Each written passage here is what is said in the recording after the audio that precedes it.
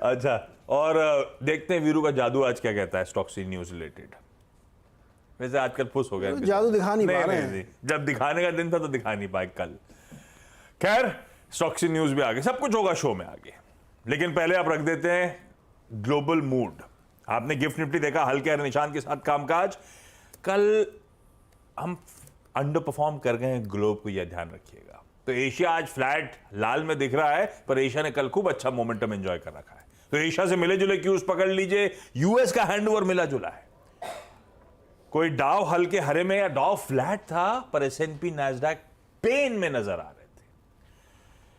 तो ऐसे में वो इन्फ्लेशन का प्रिंट और जॉबलेस क्लेम्स और बाकी के सारे data points. Neeraj ji, good morning. कैसा मूड? क्या पहले तो इन्फ्लेशन सबसे इंपॉर्टेंट, वही सबसे खेल है। हाँ, क्या हो गया खेल? फाइनली जो है वो 3% पे आ गया। तो 3.1 3.2 की रेंज में घूम रहा था। मंथ ऑन मंथ भी गिरा और एनालाइज बेसिस पे तो गिरा ही। और ये बहुत पॉजिटिव संकेत था मतलब इंडस्ट्री के लिए। हर सेगमेंट में, चाहे ओल्ड कार हो, चाहे रेंटल हो या फ्यूल स्टेशंस में हो, सब जगह नरमी देखने को मिली। तो आपका जो 3.1% था, एक्सपेक्टेशन थी ऐसा आएगा। 0.2 या 0.1% की इंक्रीज़ की उम्मीद थी, वो एक्चुअली डिक्रीज़ हुआ है 0.1%। और 3% पे आपका सीपीआई इन्फ्लेशन आ गया। और जो कोर सीपीआई है वो भी 3.3 पर स्टेबल है, लोएस्ट है अप्रैल 2021 के आसपास से। तो ये दोनों नंबर जो मिस्टर पावेल देखना है उनको, वो दोनों नीचे आ गए।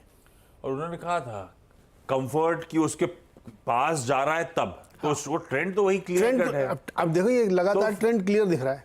तो इतने कंफर्टिंग इन्फ्लेशन आंकड़ों पे क्यों पुराने वाले न्यू एज लद गए सारे के सारे? यही तो ट्रिक है।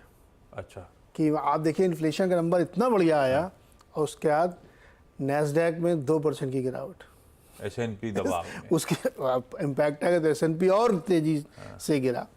और डाउ बेचारा थोड़ा सा ग्रीन में रहने की वो तो बच गया भाई। यूएस के ट्रेडर ना बहुत स्मार्ट है, इसीलिए उसको मदर ऑफ ऑल मार्केट्स कहा है। सारा पैसा निकाल के उन्होंने स्मॉल कैप में डाल दिया, क्योंकि उधर पैसा बनना है। 3-4% ऊपर है रसेल। तो ये पूरी सेक्टोरल चर्निंग की, लाइफ हाई पे मार्केट को खड़ा कर दिया टेक्नोलॉजी के दम पे। अब वहां से पैसा निकाल के उन्होंने स्मॉल कैप, रसेल 2000 अगर आपके पास हो दिखाई डॉक्टर साहब, 3.25% ऊपर है।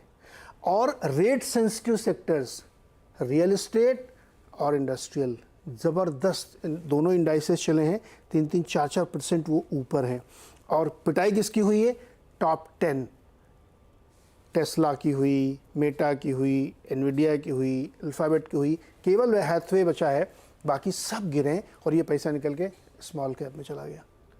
तो स्मार्ट मूव है ना, पैसा जिधर बनेगा उधर जाएंगे, रेट सेंसिटिव में चले गए, क्योंकि ये तो ऑलरेडी बना चुके, चल चुका है। सिर्फ ये हुआ है, इसलिए ये बहुत रात में हमको भी देख के लगा कि यार इतना अच्छा नंबर है। फिर मार्केट का फिर जब डीप में जाके आपने पढ़ा तो लगा कि नहीं, बहुत स्मार्टली पैसा इधर शिफ्ट कर दिया उन लोगों ने।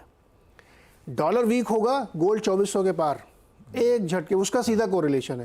डॉलर वीक है, 2419 का डॉलर गोल्ड हो गया। तो ये दो एकदम सिंपल कोरिलेशन आपको समझने चाहिए कि सेक्टर रोटेशन हुआ, जहाँ ज़्यादा पैसा बन सकता है उधर उन लोगों ने अपना कर लिया। बॉन्ड यील्ड भी नरम पड़ गई, वो भी 10 ईयर जो बॉन्ड यील्ड है वो 7 बेसिस पॉइंट गिरी। वो ऑलरेडी नीचे आई थी, क्योंकि बॉन्ड मार्केट पहले सेंस कर लेता है।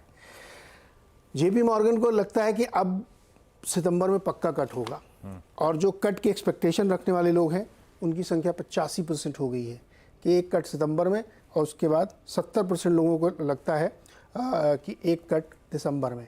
तो 2 कट की होप बिल्ट हो गई है। रेट सेंसिटिव में पैसा शिफ्ट हो गया है, और मार्केट में बहुत अच्छे से लोगों ने अपनी पोजीशन बना ली है। और ये पूरा मार्केट जो है, इंडाइस मत देखिएगा कि नैस्डैक नीचे है तो मार्केट कमज़ोर है, मार्केट में बहुत तेज़ी है। अब पैसा उधर बनेगा, स्मॉल कैप में, सिंपल फार्मूला। अच्छा, इधर जापान में कुछ तो किया है, स्टॉक मार्केट जो फटे जा रहा है। कल येन 2% स्ट्रांग हुआ है।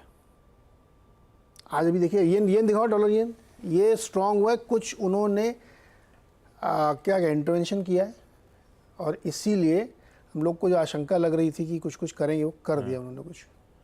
तो येन स्ट्रांग हुई है, देखिए 162 162 तक चला गया था। 162-163 कल इन्होंने किया है। तो इसका इम्पैक्ट आया है तो अब चूंकि उस देखिए ये प्रिएम्प्टिव एक्शन है, क्योंकि रेट अब यहाँ से कंफर्म होता है रेट कट होना तय है, उधर रेट कट होगा तो इधर पहले नोट डॉक्टर साहब ने ऐसी प्लेट लगा दी कि आपको सारे सिंबल देखते थे और लास्ट में दिखाई रहा वो है जिसकी हम बात कर रहे हैं आखिरी में है।